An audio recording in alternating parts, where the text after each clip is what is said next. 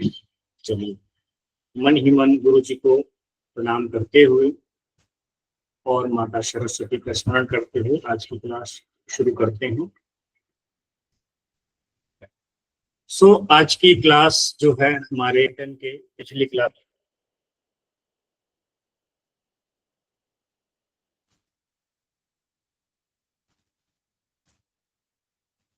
3 chapter complete होने वाले हैं। तीसरा चैप्टर अभी चल रहा है जो जेनेटिक्स के ऊपर है। तो हम क्या करेंगे आज, फर्स्ट चैप्टर, सेकेंड चैप्टर और थर्ड चैप्टर में जो जो इम्पोर्टेंट टॉपिक्स हैं उनका हम रिवीजन करेंगे। तो इसमें हम जो मोटी मोटी चीजें हैं, जो समझने योग्य चीजें हैं, उनको हम जो है इसमें इंक्लूड करने वाले। तो सबसे पहला टॉपिक आता है होमियोस्टेसिस। होमियोस्टेसिस शरीर की वह प्रक्रिया है जिसके द्वारा शरीर अपने आंतरिक वातावरण को स्थिर यानी स्टेबल बनाए रखता है, चाहे बाहरी वातावरण में किसी भी तरह का बदलाव। सरल भाषा में अगर इसको समझें तो हमारा शरीर हमेशा इस कोशिश में रहता है कि उसका तापमान, पीएच, पानी की मात्रा और ग्लूकोज का लेवल आदि बैलेंस बना रहे। और यही संतुलन बनाए रखने की प्रक्रिया कहलाती है होमियोस्टेसिस। ये शब्द कई बार आएगा आपके सामने।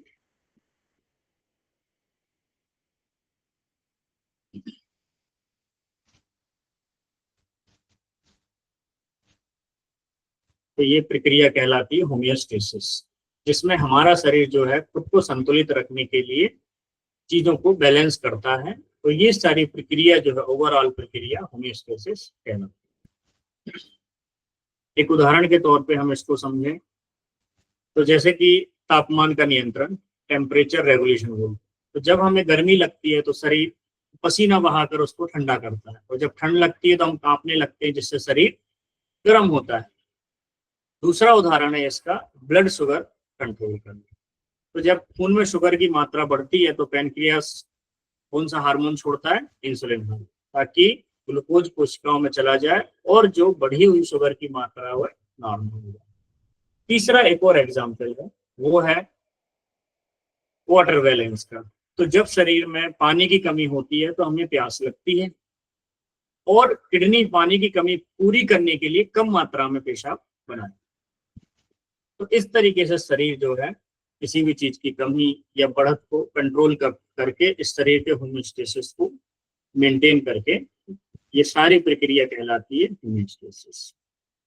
तो इसमें कौन कौन से सिस्टम हैं जो इसमें भाग लेते हैं? तो वो है जैसे कि नर्वस सिस्टम है, आपका एंडोक्राइन सिस्टम है, नेगेटिव फीडबैक सिस्टम है और पॉजिटिव फीडबैक सिस्टम। ठीक, ये दोनों सिस्टम के बारे में मैंने आपको पहले भी समझाया।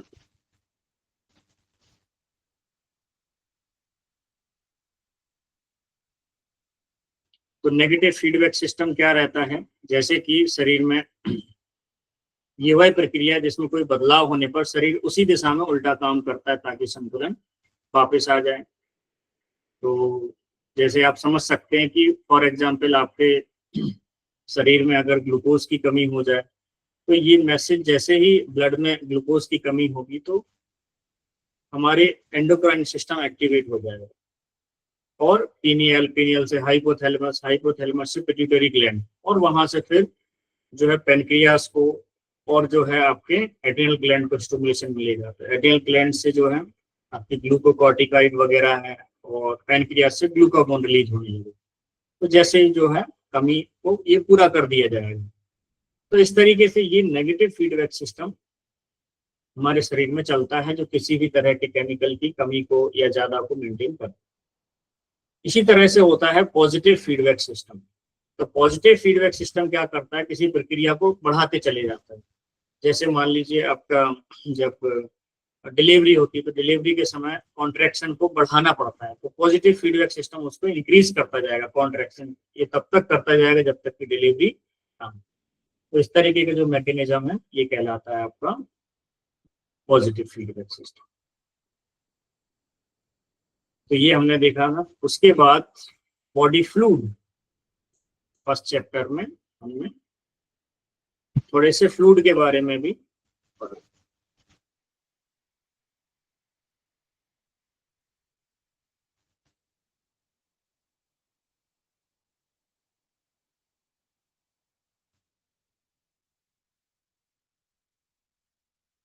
तो बॉडी फ्लूइड के अंतर्गत हम जो देखने वाले हैं इसमें, बॉडी फ्लूइड का मतलब होता है शरीर में मौजूद जो भी लिक्विड तरल पदार्थ है, ये जो है बॉडी फ्लूइड कहलाते हैं। तो ये तरल पदार्थ शरीर के अलग अलग हिस्सों में पाए जाते हैं और कई जरूरी काम को अंजाम देते हैं, जैसे कि न्यूट्रिशन को ट्रांसपोर्ट करना, जो खराब या विषैले पदार्थ हैं उनको बाहर निकालना, टेम्परेचर का मेंटेन करना, और सेलुलर कम्युनिकेशन, सेल के जो बीच में कम्युनिकेशन होता है, उस कम्युनिकेशन को बॉडी फ्लूइड के माध्यम से किया जाता है।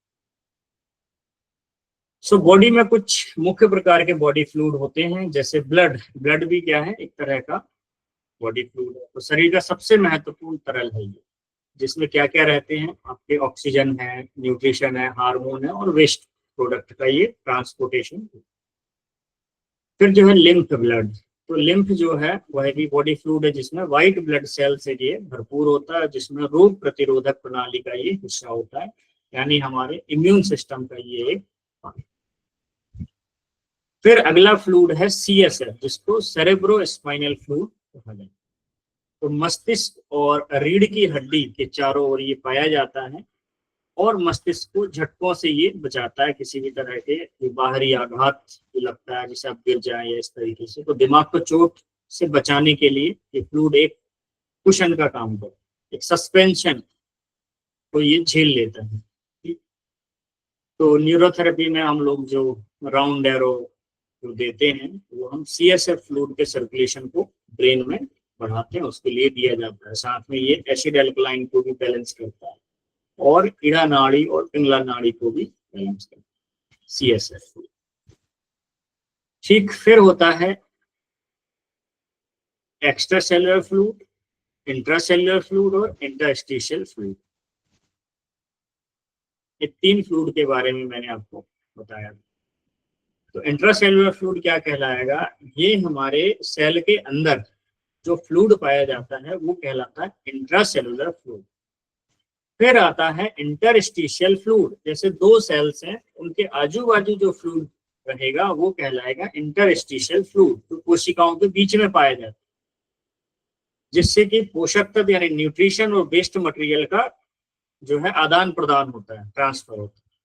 और फिर आता है एक्स्ट्रा सेलुलर फ्लूइड, यानी कि सेल के बाहर मौजूद सभी तरह का फ्लूइड, चाहे उसमें ब्लड है, CSF है, या जो है आपका सभी तरह के, चाहे लिम्फ फ्लूइड हो, तो ये सभी फ्लूइड कहलाते हैं, उसमें आपके एक्स्ट्रा सेलुलर फ्लूइड में आ जाते हैं। इंट्रासेलुलर मतलब सेल के अंदर का फ्लूइड, इंटरस्टिशियल मतलब जो सेल रहती है उनके आसपास जो पाया जाएगा, जो सेल के कांटेक्ट में, वो कहलाएगा इंटरस्टिशियल फ्लूइड, और उसके बाहर जितना भी फ्लूइड कहलाएगा वो कहलाएगा एक्स्ट्रा सेलुलर।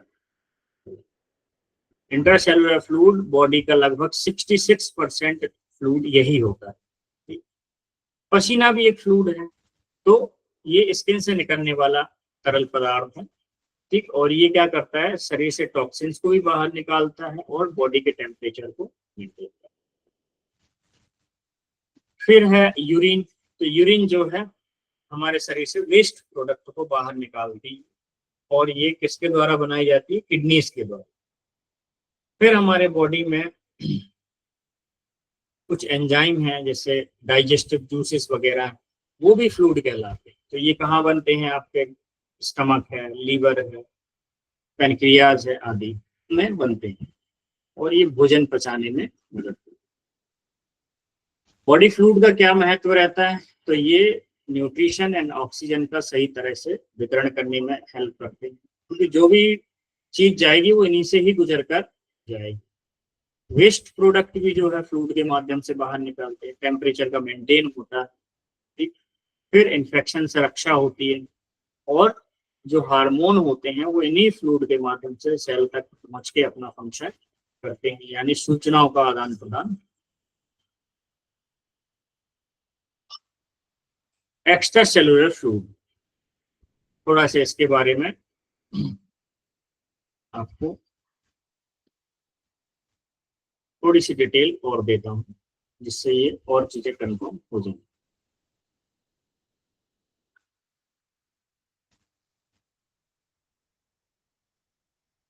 तो एक्स्ट्रा सेलुलर फ्लूइड ये वह तरल है जो सेल के बाहर पाया जाता है और ये शरीर में कुल द्रव का लगभग 1/3 भाग होता है। इसका मुख्य कार्य है सेल तक पोषक तत्वों को पहुंचाना, जो हमने अभी देखा था थोड़ा सा। अभी हम यहाँ थोड़ी डिटेल्स में उसको देखते हैं, ठीक। तो इसमें प्लाज्मा भी आ जाता है, लिम्फ आ जाता है, ये सारी चीजें हमने देखी।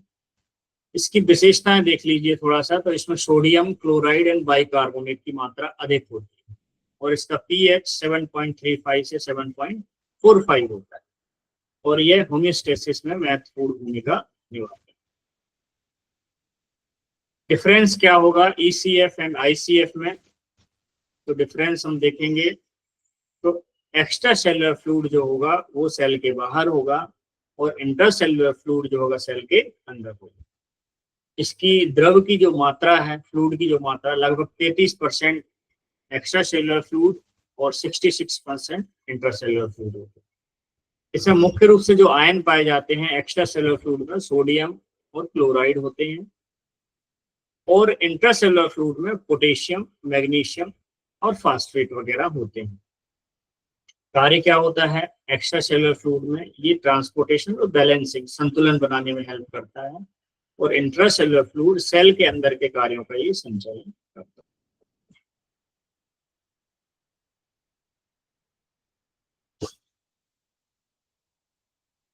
यहाँ तक सभी को समझ में आया? फिर हम आगे बढ़ेंगे।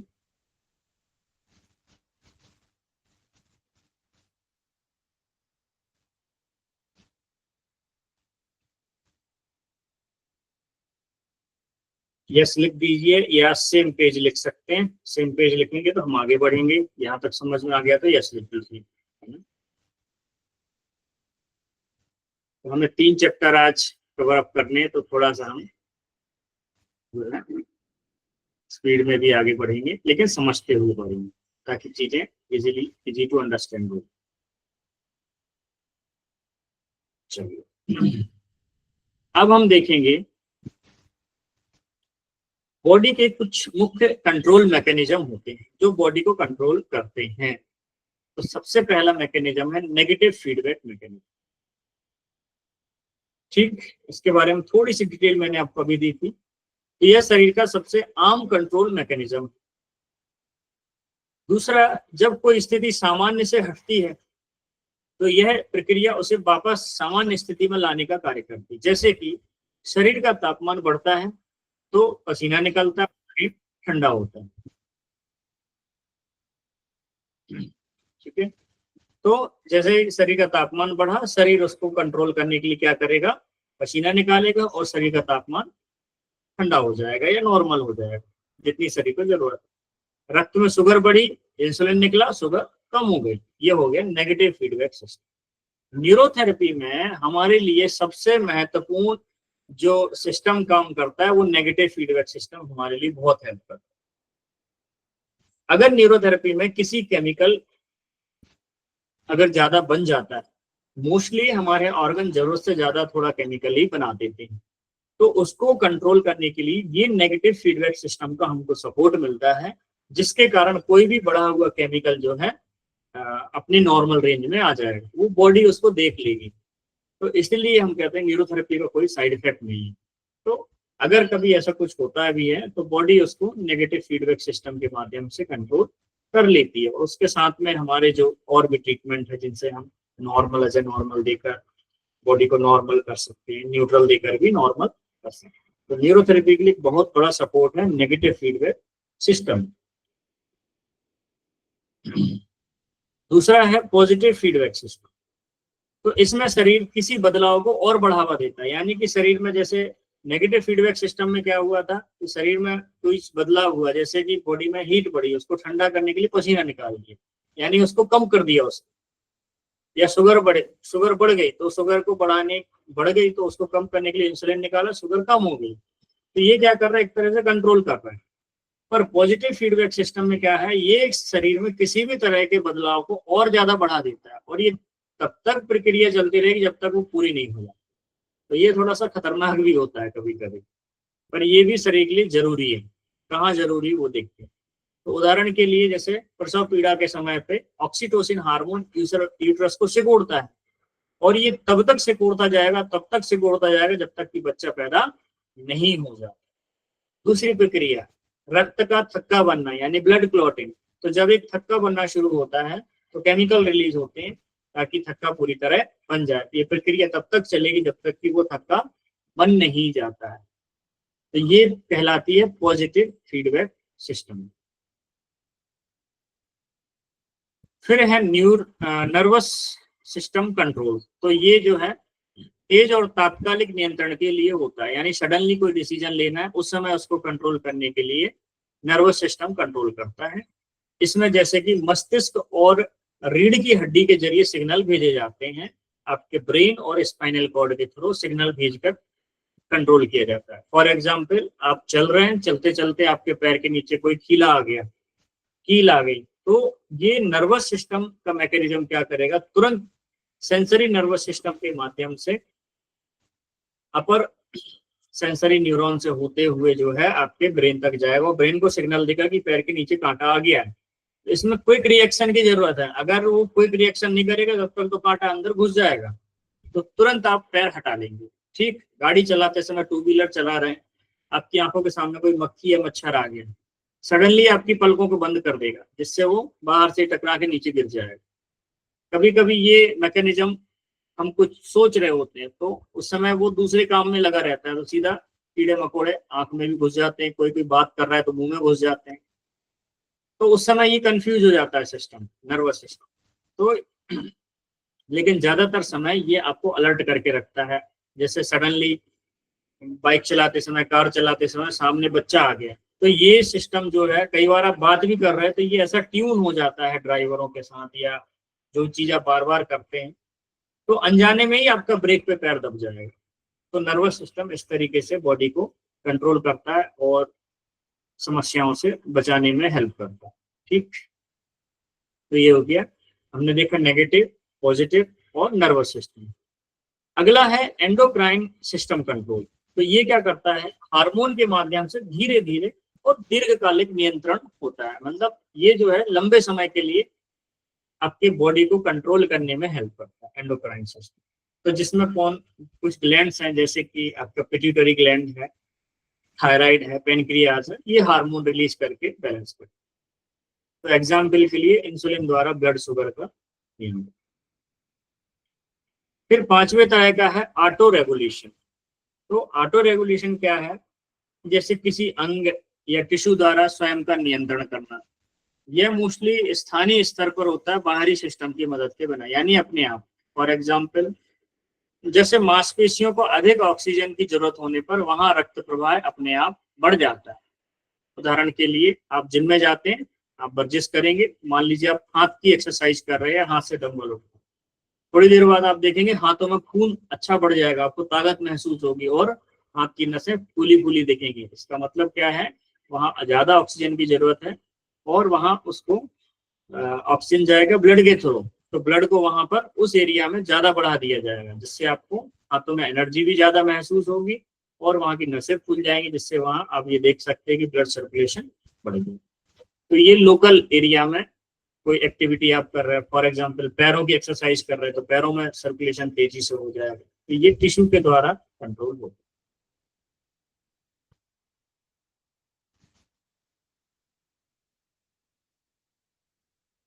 तो निष्कर्ष क्या निकलता है कि शरीर का जो नियंत्रण है एक समन्वित प्रणाली है, जिसमें कि nervous system, hormone, feedback mechanism और खुद को कंट्रोल करने वाले कंट्रोल सिस्टम, ये सभी मिलकर जो है आपस में काम करते हैं और इस शरीर को एक ढंग से एक सिस्टम के साथ ही चलाते रहते हैं, जिससे हम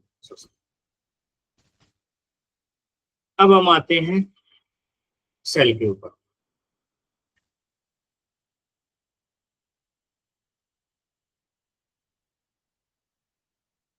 तो सेल के बारे में हम देखेंगे। कंट्रोल सिस्टम सभी को क्लियर है? यस लिख दीजिए। फिर हम जो है आगे बढ़ेंगे सेल।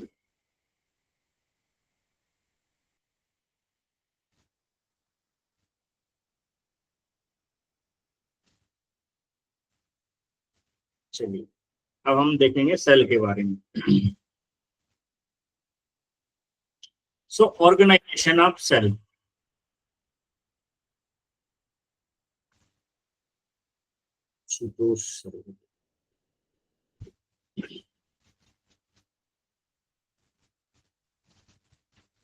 हाँ जी आशुतोष जी बोलिए, मैंने माइक्रोफोन ऑन कर दिया है। सर वो गलती से हो गया, उसमें यस लिख रहे थे, वो कुछ और दब गया। ठीक है, कोई बात नहीं जी। चलिए आगे बढ़ते हैं। अब हम सेल के ऊपर आते हैं। तो सेल की जो है जरूरी जानकारी यहाँ देखेंगे। डिटेल में अगर देखना है तो आप पुराने लेक्चर उठा के आप देख सकते हैं, जो पहले से अवेलेबल है। तो ऑर्गेनाइजेशन ऑफ सेल। तो सेल जीवन की सबसे छोटी इकाई है और इसी से ही हमारे शरीर का निर्माण होता है, जो बॉडी का एक स्ट्रक्चरल संगठन होता है जिससे सभी आवश्यक कार्य करता है। So level of organization in a cell. तो सबसे पहला है इसमें सेल मेम्ब्रेन। तो कोशिका की सबसे जो बाहरी लेयर होती है वो सेल मेम्ब्रेन होती है और ये सेमी परमिएबल होती है। सेमी परमिएबल मतलब इसमें से आप कोई चीज अंदर और बाहर जा सकती है ना। ऐसे एक तरह की झिल्ली है, जैसे कपड़ा है, कपड़े के एक तरफ से पानी डालिए तो दूसरी तरफ निकल जाएगा कुछ चीजें, तो इसी तरह का इसमें उदाहरण है। एक और उदाहरण ले सकते हैं सेमी परमिएबल को, जैसे किशमिश को आप पानी में डाल दीजिए, दूसरे दिन आप देखेंगे वो फूल जाएगी, तो उसकी जो मेम्ब्रेन है वो सेमी परमिएबल है, यानी कि उसमें से वाटर जो है अंदर जा सकता है उसमें से। ठीक, अगर बाहर आप नमक डाल देंगे उसी पानी में तो उसके अंदर का पानी खींच के नमक में आ जाए, तो ये सेमी परमिएबल मेम्ब्रेन कहलाती है। जो ऑस्मोसिस वगैरह जो प्रक्रिया है मैंने बताया हुआ है, तो उसके माध्यम से ये ट्रांसफर होता रहता है न्यूट्रिशन का या आपके मिनरल्स का, इस तरीके से। सो सेल मेम्ब्रेन क्या है, सेमी परमिएबल होती है जिससे कुछ चीजों को ये अंदर बाहर जाने दो और सेल को बाहरी वातावरण से अलग करती है। सो पहला हो गया सेल मेम्ब्रेन। दूसरा है साइटोप्लाज्म।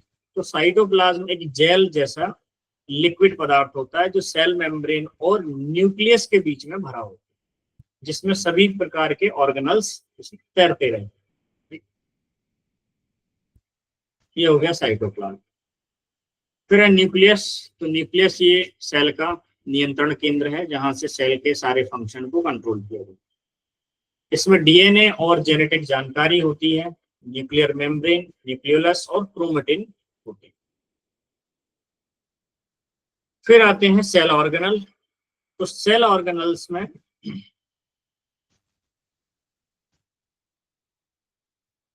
क्या कहलाते हैं ये, तो सेल के अंदर मौजूद जो छोटे छोटे ऑर्गेनल यानी कि हिस्से होते हैं उनको सेल ऑर्गेनल कहलाता है। ये छोटी छोटी संरचनाएं होती जिनका अपना एक कार्य होता है। तो उनमें से मैं कुछ के नाम यहाँ पर आपको बताने की कोशिश करूंगा। ठीक,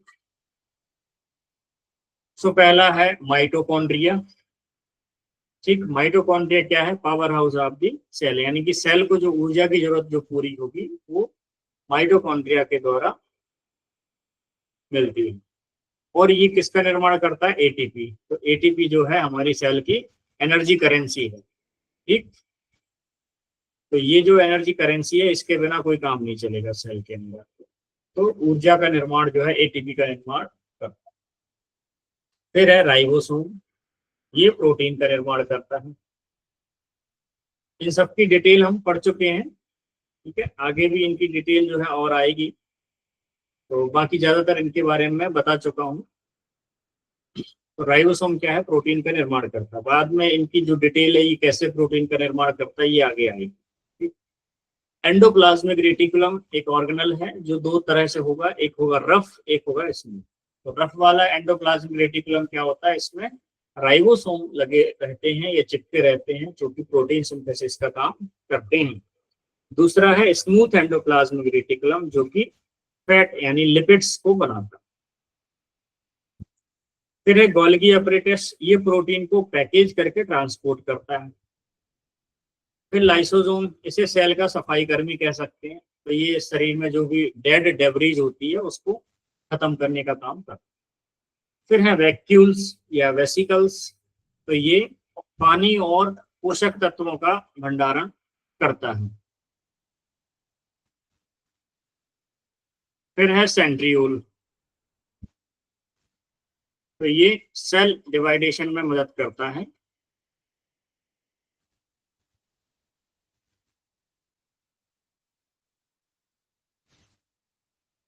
फिर है इसमें तो ये कुछ जो है आपके ऑर्गेनल्स हुए, सेल ऑर्गेनल्स हुए। ठीक, तो मोटे मोटे तौर पे अगर देखें तो सेल मेम्ब्रेन जो है शरीर सेल के अंदर अंदर और बाहर का नियंत्रण करती है। साइटोप्लाज्म के अंदर सेल ऑर्गेनल का जो है डेवलपमेंट होता है, उसके अंदर तैरते रहते हैं। फिर न्यूक्लियस है जो कि सेल के अंदर के फंक्शन को कंट्रोल करता है। माइटोकॉन्ड्रिया है जो कि ऊर्जा निर्माण में हेल्प करता है। फिर राइबोसोम प्रोटीन निर्माण करता है। एंडोप्लाज्मिक रेटिकुलम ये प्रोटीन एंड लिपिड का सिंथेसिस करने में हेल्प करता है। फिर गोल्गी बॉडी जो है पैकेजिंग और ट्रांसपोर्टेशन का काम देखती है। लाइसोसोम जो है बॉडी की डेड डेब्रिस को खत्म करने का काम करेगा। वैक्यूल्स में क्या है, भंडारण का काम होगा। ठीक, तो ये होते हैं हमारे जो है सेल ऑर्गेनल्स।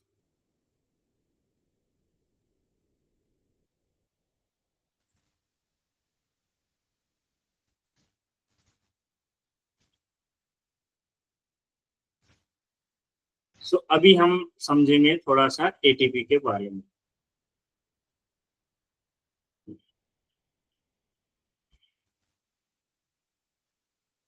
तो हम यहाँ 1 मिनट रुकेंगे, फिर उसके बाद शुरू करेंगे। तब तक आप लोग भी वाटर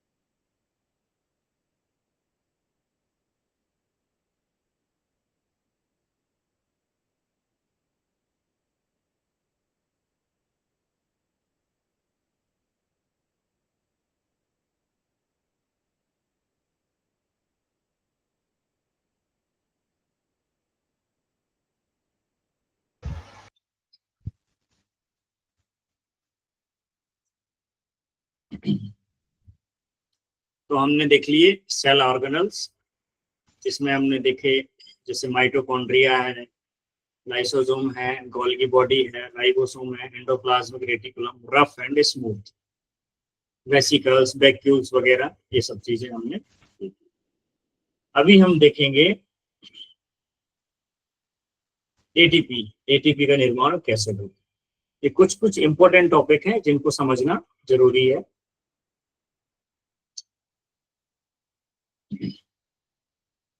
तो एटीपी का पूरा नाम क्या है, किसी को मालूम है? चैट में लिखकर बताइए।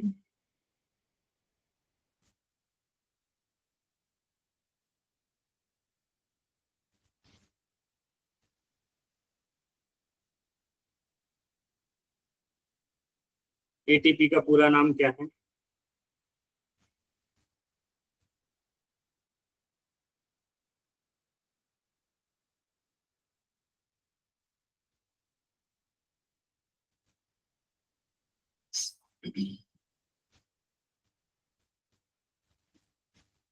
बहुत बढ़िया, एडिनोसिन ट्राइफॉस्फेट।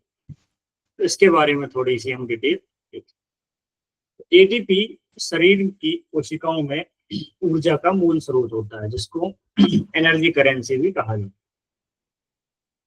तो जब भी शरीर में कोई कार्य होता है, जैसे चलना, सोचने का काम, मसल का कॉन्ट्रैक्शन एंड डायलेशन, या किसी तरह की केमिकल रिएक्शन, उसमें जो है एटीपी की जरूरत पड़ती है और एटीपी का यूज होता है।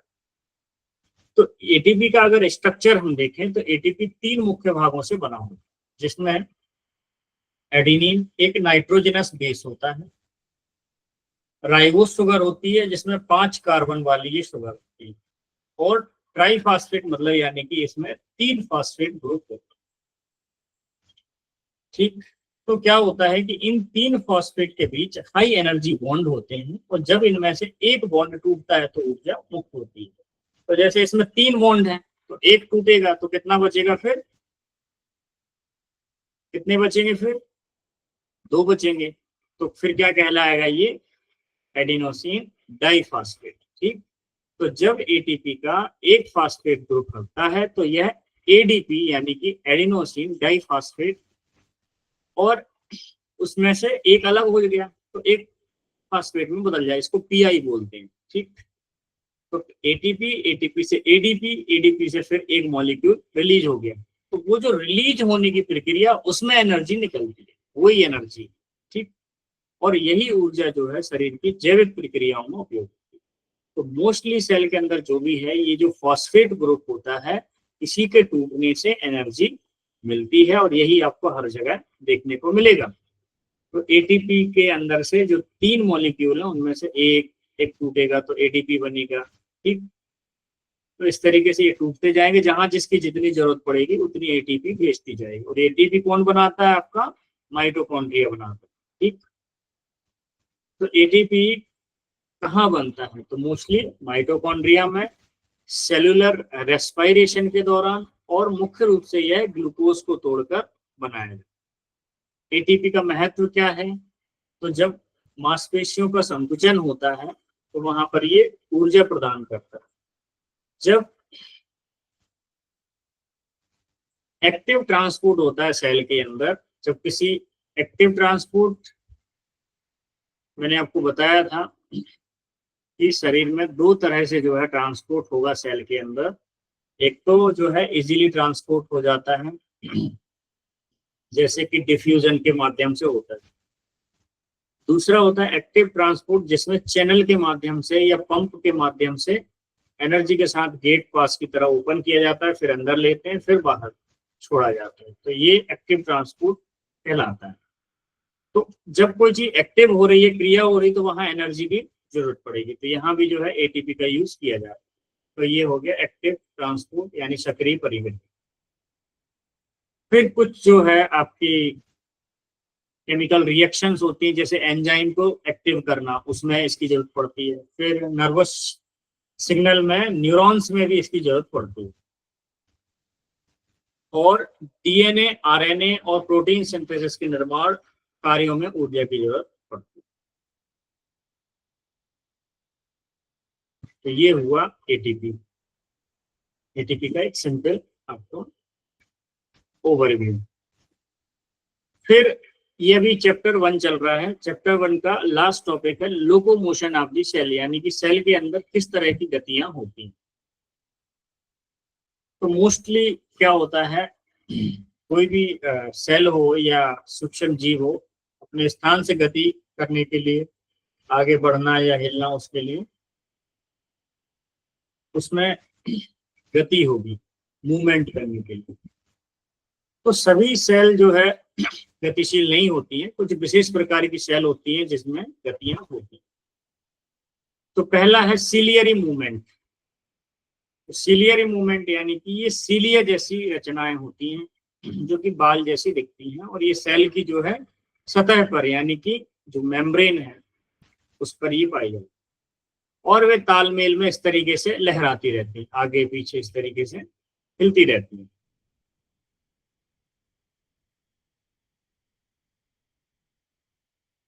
बॉडी में कहीं पर सीलियरी मूवमेंट होती है, किसी को मालूम है सीलियर मूवमेंट का कोई एग्जाम्पल? मैंने ये बताया था लास्ट क्लासेस में, हम इसके बारे में पढ़ चुके हैं। बॉडी की कोई खास जगह है जहां पर सीलियरी मूवमेंट होती है?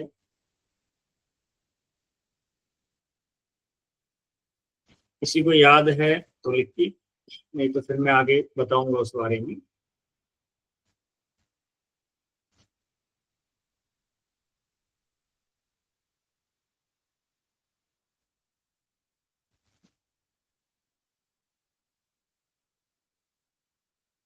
Fallopian tube, okay. इसका सबसे अच्छा एग्जाम्पल है आपके लंग्स। जी, ब्रोंकी, वेरी गुड। तो लंग्स में जो है, जो कफ जो आपको बाहर निकलता है ना, कभी धसके के साथ बाहर निकलता है, तो ये जो कफ है ये सीलिया के माध्यम से ही बाहर निकलता है। ठीक है, तो सीलियरी मूवमेंट उसको ऊपर फेंकती है और ऊपर आके फिर मुंह के माध्यम से बाहर निकलता है। तो जो भी हमारे स्मूथ मसल्स रहते हैं उनके ऊपर ये यहाँ पर इंटरनली पाया जाता है। तो ये आपके रेस्पिरेटरी ट्रैक्ट में होती है।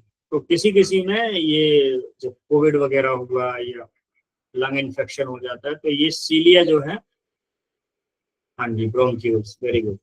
तो ये जो सीलिया होते हैं ये फेल कर जाते हैं, यानी कि ये कमजोर हो जाते हैं, तो लंग वो कफ को फेंक नहीं पाते, तो उनके लंग्स में जो है कफ जम जाता है। तो अभी कुछ समय पहले आचार्य जी ने इसके बारे में एक डिटेल डाली थी, आपको बता देता हूँ ताकि याद रहे। तो उन्होंने बताया कि जिन लोगों में फॉलिक एसिड की डेफिशिएंसी है उनमें ये सीलिया कमजोर होती है। अगर किसी को लंग डिजीज है, वो कफ बाहर नहीं निकल रहा है, तो उनके फॉलिक एसिड का पॉइंट चेक। अगर फॉलिक एसिड के पॉइंट पर दर्द हो तो वो दर्द निकाल दीजिएगा ट्रीटमेंट देकर। फॉलिक एसिड का ट्रीटमेंट आपको मालूम नहीं, तो उससे उसको जल्दी रिकवरी मिल जाएगी। ये चीज ध्यान रखें। ये नई खोज है, ये आचार्य जी ने कहीं पे किसी डॉक्टर ने इसके बारे में बताया था, तो उसका फिर प्रयोग भी किया गया, तो रिजल्ट मिले उसमें। ये सीलिया, तो सीलिया को एक्टिवेट करने का काम है, बनाने का काम जो है फॉलिक एसिड उसमें हेल्प करेगा। चलिए आगे बढ़ते हैं।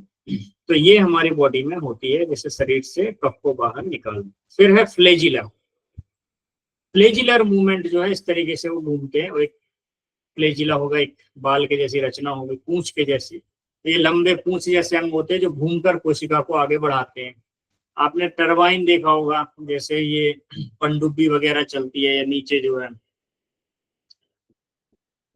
नाव चलती है, तो नाव में जो मशीन लगी रहती है तो उसमें जो घूमता है प्रोपेलर, तो उसी तरह की गति होती है। तो एक ऐसा उनके अंदर पूंछ जैसी रचना होगी, और ऐसे घूमते जाएगी और सेल आगे बढ़ती जाएगी।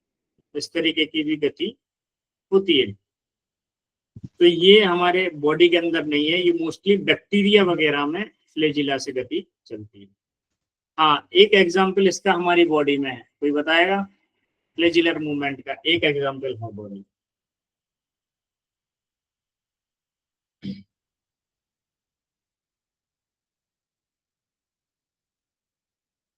बताइए कौन सा मूवमेंट है फ्लेजिलर मूवमेंट का एग्जाम्पल?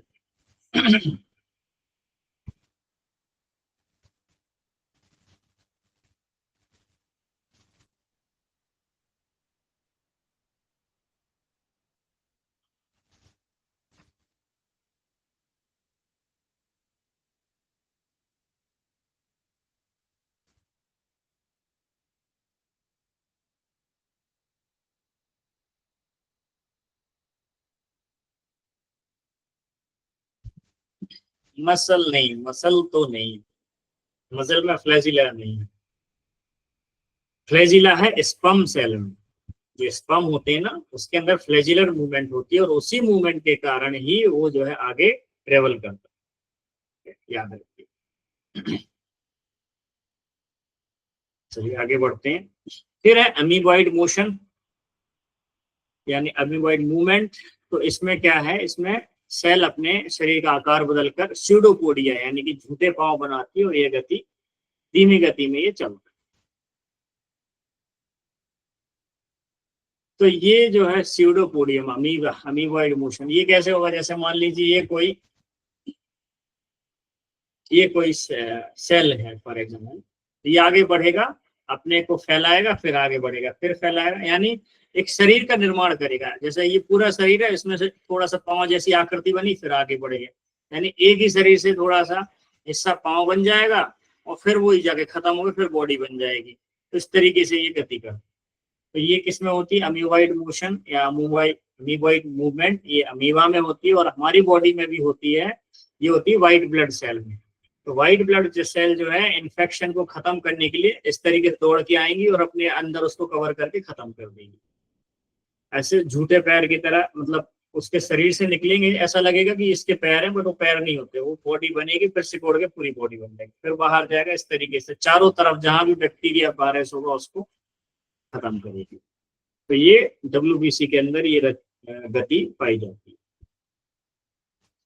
फिर है मस्कुलर मूवमेंट। तो मस्कुलर मूवमेंट आप सभी जानते हैं, ये हमारी मसल सेल में होती है, जैसे हाथ, पैर, इंटेस्टाइन की कोशिकाएं इनमें पाई जाती। ठीक, तो ये हो गया मूवमेंट। नेक्स्ट चैप्टर आता है जेनेटिक्स के ऊपर।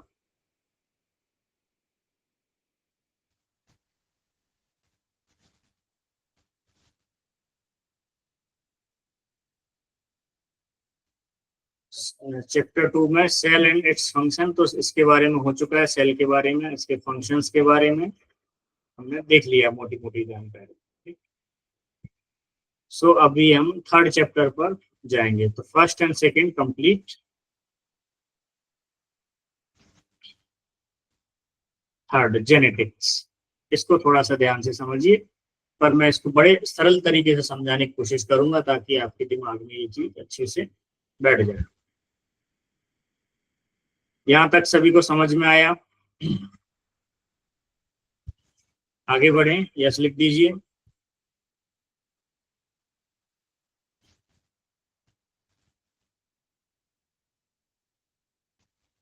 सभी लोगों की मौजूदगी जरूरी है, सभी अलर्ट रहे।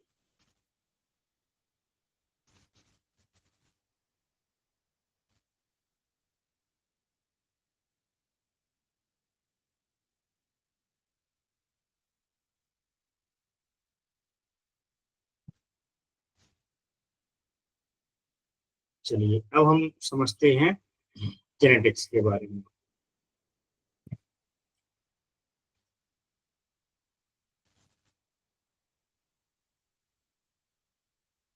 तो जेनेटिक्स क्या है?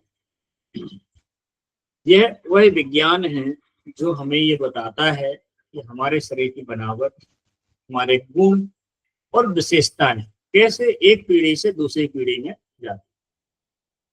तो सरल भाषा में अगर समझें तो जेनेटिक्स क्या है? विरासत का एक विज्ञान है। यह बताता है कि माता पिता के गुण बच्चों में कैसे आते हैं। इसमें कुछ जरूरी चीजें हैं जिनको जानना जरूरी है, वो है डीएनए और जीन्स। तो हमारे शरीर में हर सेल के अंदर डीएनए होता है।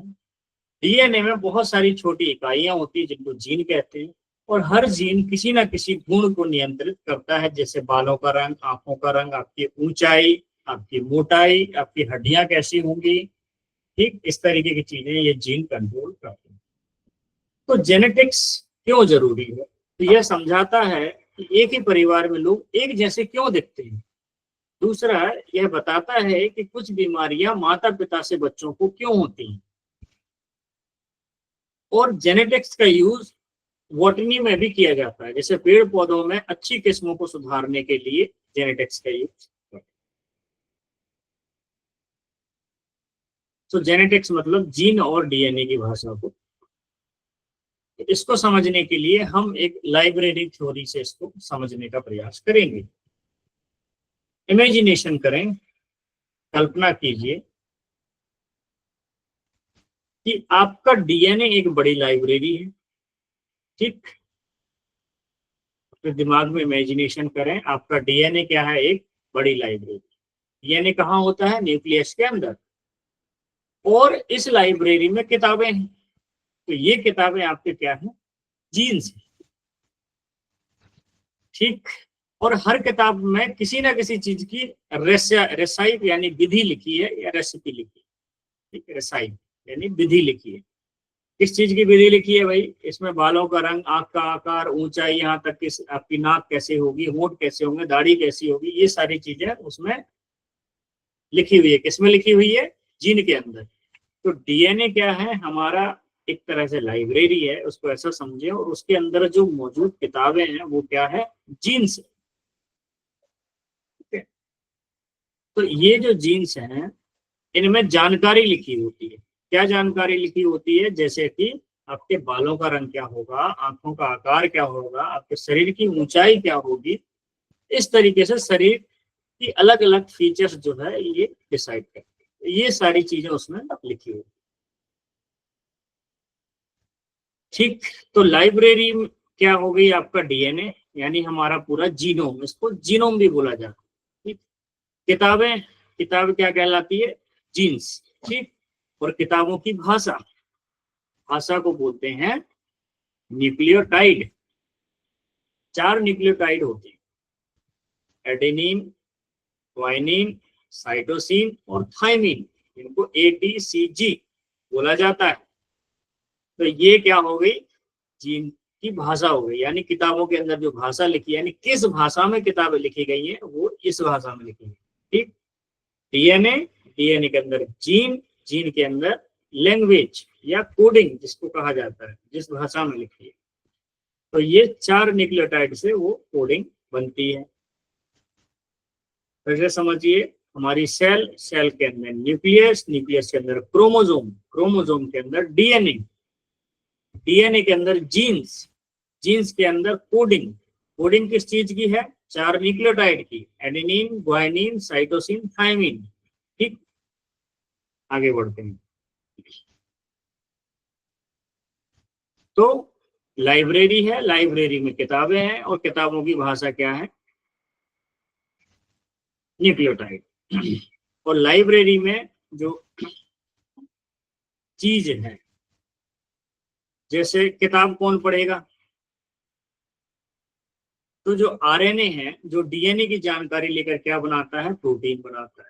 तो किताबों की रेसिपी यानी कि प्रोटीन बनाने की विधि, किताब पढ़ने का नियम यानी कि कितना पढ़ना है, कब पढ़ना है, क्या डिसाइड करना है, इसको कहते हैं जेनेटिक रेगुलेशन।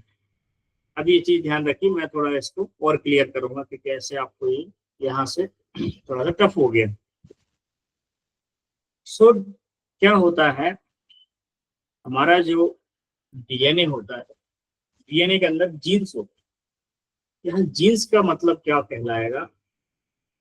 ये एडेनिन, ग्वानिन, साइटोसिन, ये 4 तरह के न्यूक्लियोटाइड होते हैं, इनकी कोडिंग होती है।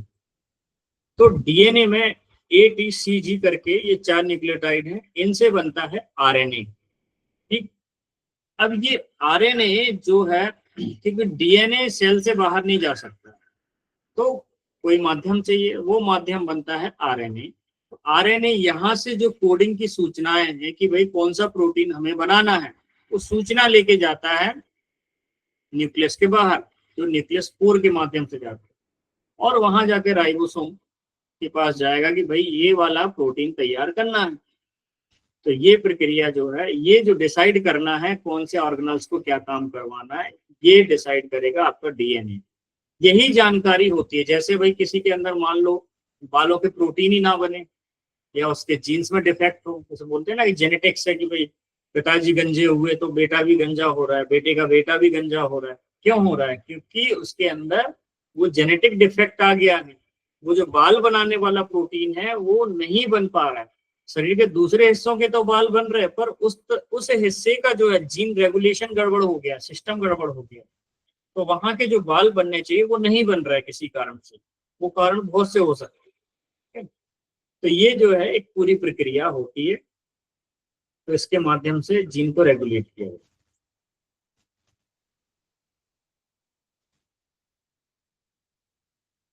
अब एक और उदाहरण देख लीजिए।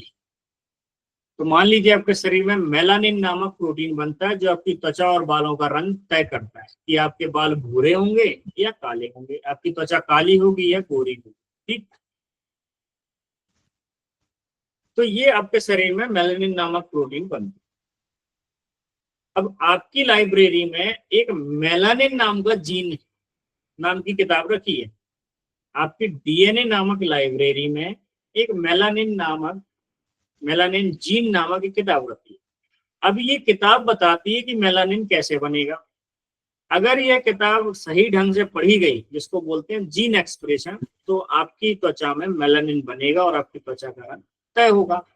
अब मान लीजिए ये किताब ढंग से पढ़ी ही नहीं गई, या फिर आपके अंदर वो जीन ही मिसिंग है, तो मेलानिन नहीं बनेगा। तो इससे रिलेटेड फिर बीमारी होगी। तो आप देखेंगे मेलानिन की डेफिशिएंसी से बीमारी होती है, आपको मालूम है कौन सी बीमारी होती है मेलानिन की डिस्टरबेंस होने से? किसी को मालूम है? बताइए, मेलानिन की गड़बड़ी से कोई बीमारी होती है?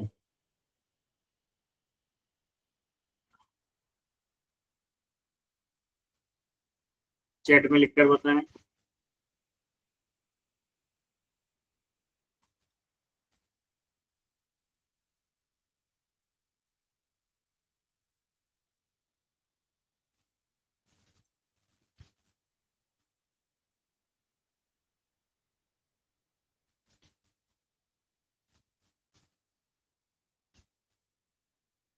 बहुत ही जानी मानी बीमारी होती है।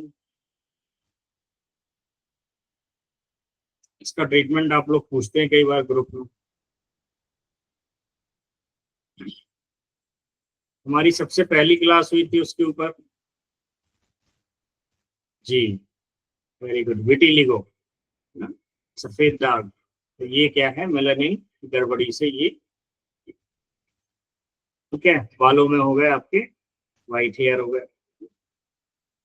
तो ये होता। चलिए आगे बढ़ते हैं। यहाँ तक सभी को समझ में आया? Same page? ओके, चलिए।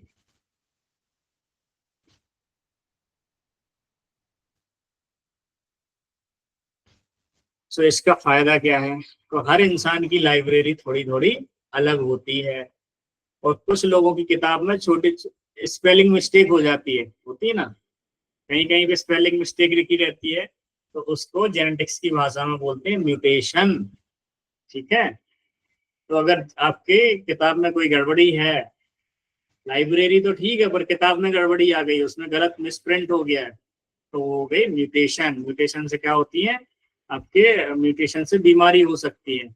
ठीक है। तो पता चले पिताजी के बाल तो काले थे, बच्चे के बाल जो अंग्रेजों की तरह आ गए, है ना, तो ये म्यूटेशन के कारण हो जाता है, वो गड़बड़ी हो गई, ठीक से पढ़ नहीं पाया जीन उसको, इसके अंदर या तो वो जीन मिसिंग था।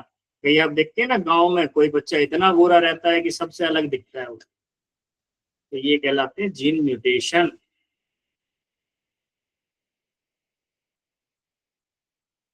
चलिए, तो कभी कभी किताब ही पूरी गलत छप जाती है, तो उससे फिर और बड़ी बीमारियां होती हैं।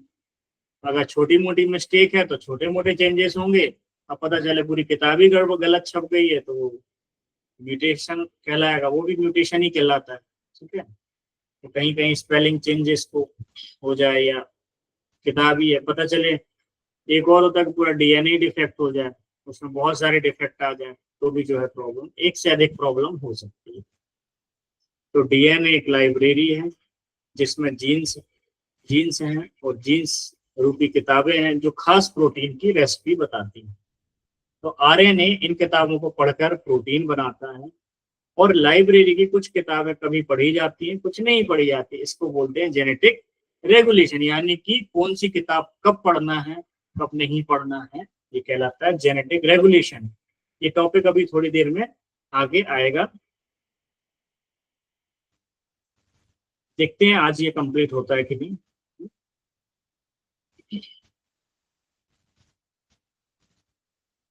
तो अभी हम थोड़ा सा डिटेल देखेंगे डीएनए के बारे में, फिर हम देखेंगे आरएनए के बारे में, उसके बाद हम देखेंगे जीन रेगुलेशन। ये तीन टॉपिक कवर करके क्लास को एंड करेंगे, फिर इससे ज्यादा दिमाग जो है काम भी नहीं करता, फिर भूलना शुरू हो जाता है। तो डीएनए यानी कि D oxy ribo nucleic acid, इसको कुछ लोग डाई भी बोलते हैं, die oxy ribo nucleic acid.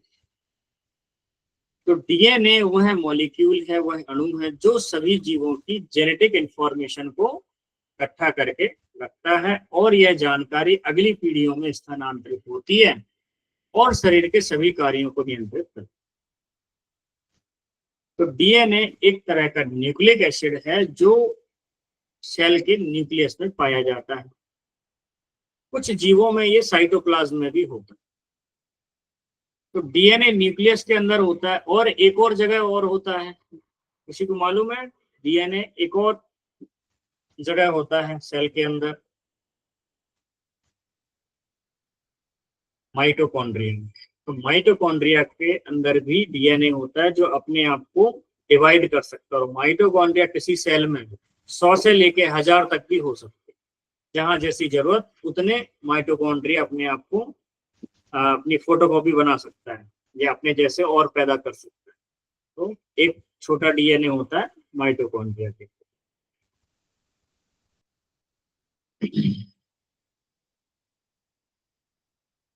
तो यह एक डबल हेलिक्स रचना में होता है, जिसमें आप देखेंगे 2 रचनाएं होती है जो आपस में गुथी हुई रहती है, जिसे जेम्स वाटसन और फ्रांसिस क्रिक ने 1953 में खोजा।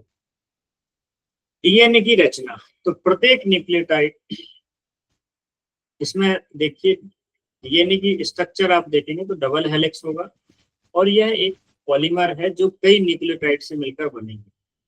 अभी मैंने बताए थे न्यूक्लियोटाइड, तो इसमें देखिए प्रत्येक न्यूक्लियोटाइड में 3 भाग होते हैं। तो नाइट्रोजनस बेस, तो 4 प्रकार के बेस होते हैं जिनको एडेनाइन, थाइमिन, ग्वाइनिन और साइटोसिन बोलते हैं। सेकेंड आती है शुगर, तो इसमें डीऑक्सीराइबोज नाम की 5 कार्बन की शुगर जो है राइबोज शुगर होती है और एक होता है फॉस्फेट ग्रुप। तो डीएनए किससे बनेगा? आपके 4 नाइट्रोजनस बेस जो रहते हैं उनसे मिलेगा, एडेनिन, थाइमिन, ग्वाइनिन, साइटोसिन। फिर उसमें डीऑक्सीराइबोज यानी कि इसमें राइबोज शुगर होगी जो कि 5 कार्बन की मिलकर बनी रहती है और एक फास्फेट ग्रुप होगा। और इसमें ध्यान रखने वाली बात है कि एडेनिन हमेशा थाइमिन से जुड़ता है और ग्वाइनिन हमेशा साइटोसिन से जुड़ता है। तो यहाँ पर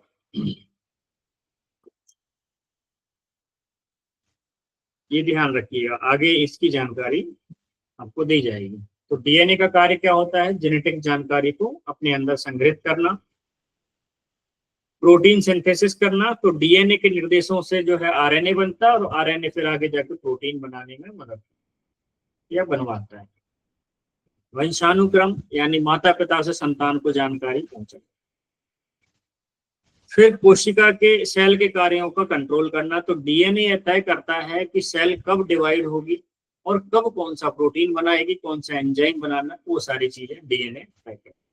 पर डीएनए खुद नहीं करेगा, डीएनए आरएनए के माध्यम से करवाएगा। डीएनए की विशेषताएं क्या है? ये डबल हेलिक्स होता है, सेल्फ रेप्लिकेटिंग होता है यानी कि अपनी फोटोकॉपी जैसे अपनी नकल बना सकता है। ये अस्थिर और एक्यूरेट होता है, ये अत्यधिक स्थिर और सटीक होता है यानी एक्यूरेट होता है। और हर व्यक्ति का डीएनए लगभग 99.9% समान होता है, लेकिन 0.1% फर्क से पहचान बनती है, जैसे हमारे फिंगरप्रिंट। ठीक, लगभग सभी का डीएनए सेम ही होता है, हम होमोसेपियंस का। ठीक है, इसमें डिफरेंस 0.1 डिफरेंस के कारण हमारे फीचर्स बदल जाते हैं, हमारे फिंगरप्रिंट बदल जाते हैं, आंख का रेटिना बदल जाता है। ये 0.1% में आता है, नहीं तो हम सभी एक ही हैं। ठीक है, जैसे बोलते हैं ना, हम एक ही परमेश्वर की संतानें हैं, तो वही है, सब एक दूसरे से जुड़े हुए।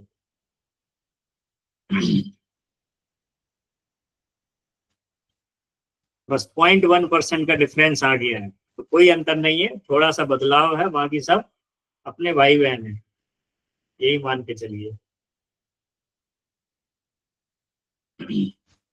चलिए,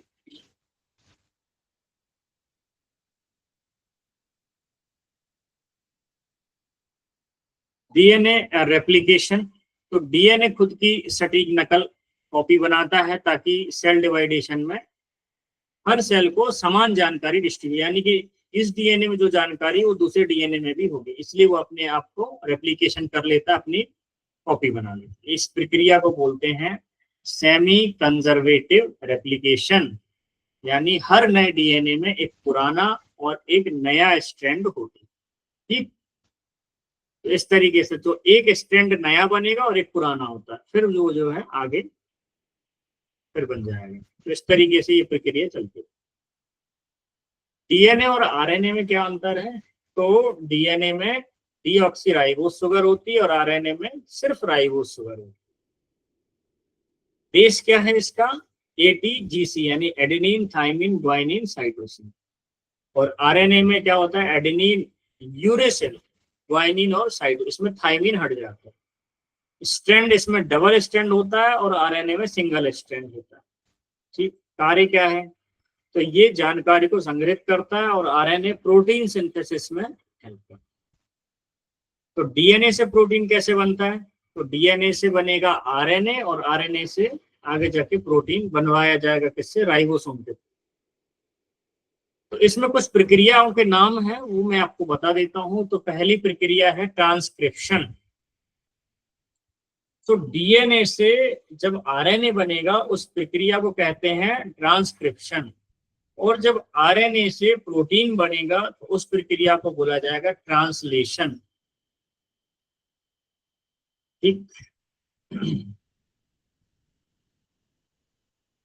ये डीएनए का उपयोग कहाँ कहाँ होता है? तो डीएनए टेस्टिंग होती है, कुछ बीमारियां होती हैं उनमें डीएनए को टेस्ट किया जाता है, जैसे जेनेटिक डिजीज वगैरह जो होती हैं, उन डिजीज में जो है डीएनए के अंदर जीन्स, स्पेसिफिक जीन्स देखे जाते हैं, जैसे कि फॉर एग्जांपल मस्कुलर डिस्ट्रोफी है, डाउन सिंड्रोम है, और अभी मैं एक बच्चे को देख के आया था, डी जॉर्ज सिंड्रोम, तो मिल के आया एकदम अंग्रेज की तरह। तो डी जॉर्ज सिंड्रोम है, और भी कई तरह के जेनेटिक म्यूटेशन से रिलेटेड डिजीज हैं जिनके बारे में आप जानते होंगे। तो कई तरह की जेनेटिक डिजीज होती है। फिर डीएनए का दूसरा एक तो यूज हो गया बीमारियों को पहचानने में। किसी किसी की ना ये अपराध पहचानने के लिए, भाई जैसे मान लो कोई रेप वगैरह करता है, तो कैसे पहचानेंगे कि वो ये उसी आदमी ने किया है? तो उसके स्पर्म सेल से डीएनए कलेक्ट किया जाएगा और उसके डीएनए को देखा जाएगा मैच करके, और मैच किया जाएगा, वो जिससे मैच करेगा वो आदमी पकड़ा जाएगा। ठीक, ये बड़े केसेस में जब मुजरिम को पकड़ना बड़ा मुश्किल हो जाता है तब डीएनए की जांच की जाती है। उसके पहले और भी कई तरह की चीजें जिनसे पकड़ सकते हैं। तो ये हो गया। तो अपराध की जांच करने में डीएनए का यूज होता है। किसी किसी को ये शक होता है कि उसके पिताजी कौन है, उनको पता नहीं रहता मेरे पिताजी कौन है। कुछ ऐसे केसेस भी सामने आते हैं, तो बोलते भाई असली बाप कौन है? तो असली बाप का पता लगाने के लिए भी डीएनए की जांच की जाती है। तो बेटे का डीएनए लेंगे और जिस पिता की संभावना है उस पिता का डीएनए लेंगे और उससे मैच करेंगे, जिससे मैच हो जाएगा वही असली पिता। ठीक है, 100% मैच होना चाहिए। फिर जीन थेरेपी भी होती है, जैसे कि आपने कुछ बच्चों को सोशल मीडिया पर देखा होगा, भाई 18 करोड़ का इंजेक्शन लगना है जोलगेंसबा का, जो एसएमए के केस होते हैं। ठीक, तो स्पाइनल मस्कुलर एट्रोफी, तो वो जो दवाई बनी है वो जेनेटिक, उनकी जीन को सुधारने की दवाई है जोलगेंसबा। ठीक है, तो जीन थेरेपी में डीएनए का यूज होता है। फिर है जीएमओ फसलें, जैसे बीटी कपास। तो कुछ फसलें होती हैं जिनको जेनेटिकली मॉडिफाई कर देते हैं। तो फॉर एग्जांपल आप देखते हैं जो अभी वाटरमेलन आ रहा है, तो नॉर्मल वाटरमेलन ग्रीन रहता है, उसको जेनेटिकली मॉडिफाई किया तो अभी उसमें ग्रीन और व्हाइट जैसा वो डिजाइन बनी रहती है। तो ऐसे अलग अलग तरह के मॉडिफिकेशन किए गए हैं। तो जीएमओ जो फसलें होती हैं, जीएमओ का फुल फॉर्म होता है जेनेटिकली मॉडिफाइड, ठीक है, जो बीज रहते हैं वो। तो जहां भी किसी फ्रूट पे लिखा है जीएमओ, मतलब उनको मॉडिफाई किया गया, जेनेटिकली मॉडिफाई।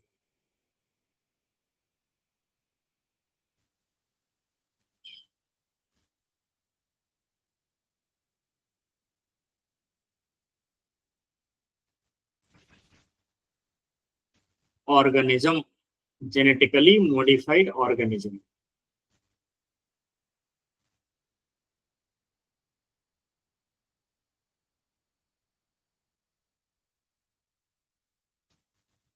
तो निष्कर्ष क्या निकलता है? तो डीएनए जो है हमारे जीवन का नींव का पत्थर है, और यह तय करता है कि हम कैसे दिखते हैं, कैसे कार्य करते हैं और बीमारियों से लड़ने की क्षमता कैसी है। इसकी संरचना और कार्यों को समझना जीव विज्ञान और जैव प्रौद्योगिकी में एक क्रांति ला चुका है। इसके बारे में बहुत रिसर्च आगे बढ़ चुकी है। अब हम थोड़ा सा देखेंगे आरएनए बनने की प्रक्रिया, फिर आरएनए के टाइप्स, अगर आज हो पाएगा तो, नहीं तो फिर हम आज आरएनए को बनाते हैं, फिर उसके बाद क्लास को यहीं पर एंड करेंगे, तो फिर नेक्स्ट क्लास में हम देख सकते हैं। सो आरएनए बनने की प्रक्रिया कहलाती है ट्रांसक्रिप्शन। तो स्टेप बाय स्टेप इसको नॉर्मल एक आसान भाषा में समझने का प्रयास करते हैं। तो डीएनए को आप समझ लीजिए जैसे जिप होती है ना, चेन लगी होती, बैग में चेन लगी रहती है, तो उसमें दो चेन मतलब दो जिप रहती है, उसमें एक चेन फंसी रहती है, दो लाइन रहती है उसमें फंसी रहती है, ठीक है। तो डबल हेलिक्स होते हैं। आरएनए में क्या होता है, सिंगल हेलिक्स होता है, डीएनए में डबल हेलिक्स। तो इमेजिनेशन है वो चीज रखिए तो आपको इजी टू अंडरस्टैंड होगा।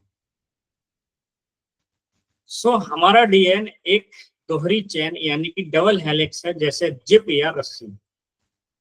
अब आरएनए बनाने के लिए डीएनए की एक चेन को खोलना यानी कि अनजिप करना पड़ता, ठीक। और इस चेन को टेम्पलेट स्ट्रैंड कहा जाता है। क्या कहा जाता है, टेम्पलेट स्ट्रैंड, ठीक। अब आरएनए कैसे बनेगा, तो पहले तो उसकी चेन को खोलना है यानी उसको अनजिप करना है उसको, ठीक। अब आरएनए टेम्पलेट मतलब ज्यादातर चीजें तो उसी के जैसी रहेंगी, हमें बनाना उसी के जैसा, बस उसमें एक यूरेसिल नाम का न्यूक्लियोटाइड जुड़ेगा, तो वो पूरा टेम्पलेट वैसा का वैसा उठा लिया है, ठीक। तो अब यहाँ हम देखेंगे कि अब आरएनए आगे कैसे बनेगा। तो आरएनए पॉलीमरेज, तो एक आरएनए पॉलीमरेज नाम का एंजाइम आता है जो डीएनए की टेम्पलेट स्ट्रैंड पर चलता है। एक हमने उसको अनजिप किया, उसमें से एक पकड़ा, उस एक पे जो है आरएनए पॉलीमरेज नाम का एंजाइम आएगा, उस पे जाके अटैच हो जाएगा, ठीक। वो एक खास जगह होती है जहां पर वो अटैच होता है, वो जब डिटेल में जाएंगे तब आप उसको समझ पाएंगे। तो ये डीएनए के जो न्यूक्लियोटाइड होते हैं या अक्षर होते हैं उनको पढ़ता है ATCG, और उसके आधार पर आरएनए बनता है। तो आरएनए में जो है अक्षर AUCG को जोड़ना रहता है।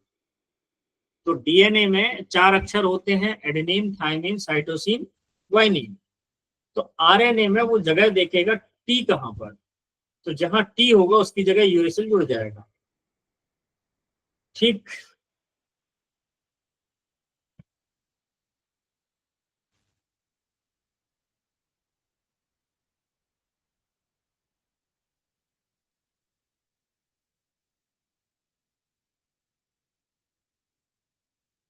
तो ये प्रक्रिया जो है उसमें चलती है। तो ये टेम्पलेट बनेगा, उस टेम्पलेट में आरएनए बनने की प्रक्रिया होगी। तो जहां डीएनए में टी है तो आरएनए वहां ए जोड़ते हैं, जहां डीएनए में सी है वहां आरएनए में जी जोड़ते हैं, डीएनए में जहां जी है आरएनए में सी जोड़ते हैं। एक बड़ी थोड़ी सी टफ प्रक्रिया है, थोड़ा सा और इसको समझने का प्रयास करेंगे, सिंपल शब्दों में उसको हम देख लेंगे।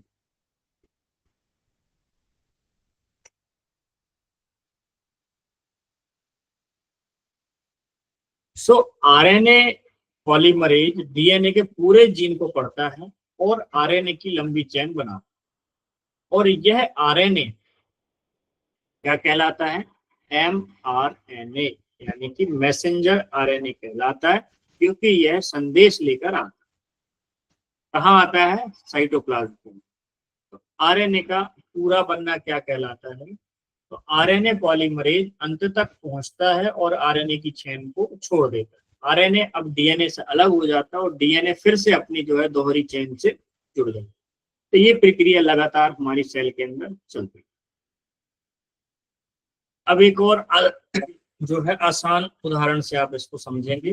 तो कल्पना कीजिए डीएनए एक रेसाइप बुक है, रेसिपी बुक जिसमें, तो आरएनए पॉलीमरेज एक शेफ है, रसोइया है, ठीक। तो शेफ क्या करेगा, बुक को पढ़ेगा। डीएनए क्या है, एक रेसिपी बुक है, और आरएनए क्या है, एक शेफ है। तो शेफ डीएनए से रेसिपी पढ़ता है और कॉपी करके बना देता है, भाई कौन सी जो उसमें लिखी है रेसिपी वैसी बना देगा, लेकिन अपनी भाषा में। तो आरएनए में यू की जगह, जैसे मैंने बोला ना, थाइमिन की जगह यू आ जाता है। तो बस इतना चेंजेस करता है। तो कई लोग क्या होते हैं, जैसे कि यूट्यूब से देख के कोई डिश बनाते हैं, फिर अपना भी कुछ जोड़ देते हैं उसमें, तो एक नया स्वाद लेके बन जाता है। इस तरीके से हमारे न्यूक्लियस में भी प्रक्रिया चलती है। तो डीएनए से आरएनए तो बनेगा, पर उसमें यूरेसिल और जोड़ के वो अपना एक अलग एमआरएनए तैयार हो जाता है।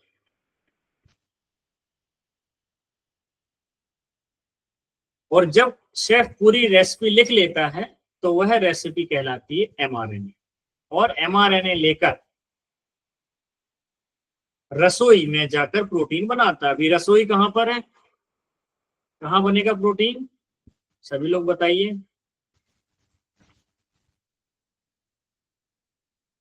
प्रोटीन कहां पर तैयार होगा, हमारा जो शेफ है,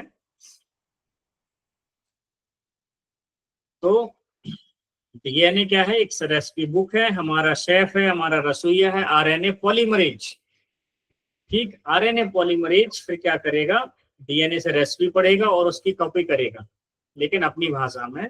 तो आरएनए में जहां पर यूरेसिल को जोड़ देता है, तो एमआरएनए तैयार हो गया। अब एमआरएनए रेसिपी को लेकर कहाँ जाएगा, रसोई में लेकर जाएगा, और वहां जाके फिर क्या बनाएगा, अपना खाना बनाएगा, यानी कि प्रोटीन बनाएगा। तो प्रोटीन कहाँ बनता है, सेल के अंदर।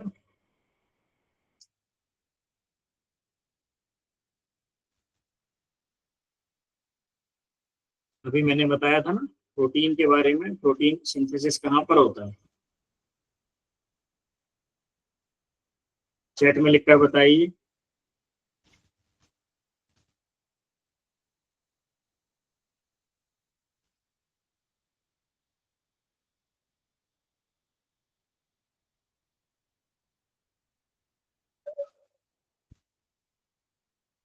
रफ एंडोप्लाज्मिक रेटिकुलम के ऊपर क्या होता है, याद है किसी को।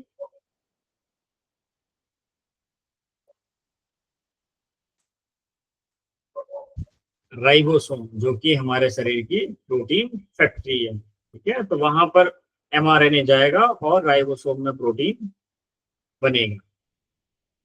तो संक्षेप में देखें तो आरएनए डीएनए की चेन से बनता है, फिर आरएनए पॉलीमरेज नाम का एंजाइम डीएनए को पढ़कर आरएनए की नकल बनाता है, यानी डीएनए की नकल, डीएनए की जैसा आरएनए को तैयार करता है। बस इसमें अंतर इतना होता है, थाइमिन की जगह आरएनए में यूरेसिल आता है। एमआरएनए फिर संदेश लेकर प्रोटीन बनाने की प्रक्रिया शुरू करता है। तो ये हुई एक तरह से आरएनए को बनाने की एक छोटी सी प्रक्रिया। नेक्स्ट क्लास में हम इसको थोड़ा और डिटेल से समझेंगे और जीन रेगुलेशन के बारे में पढ़ेंगे।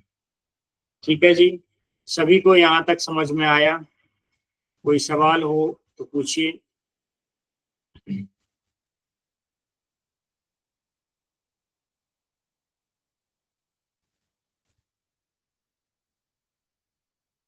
मैंने माइक, एक मिनट रुकिए जरा, उसको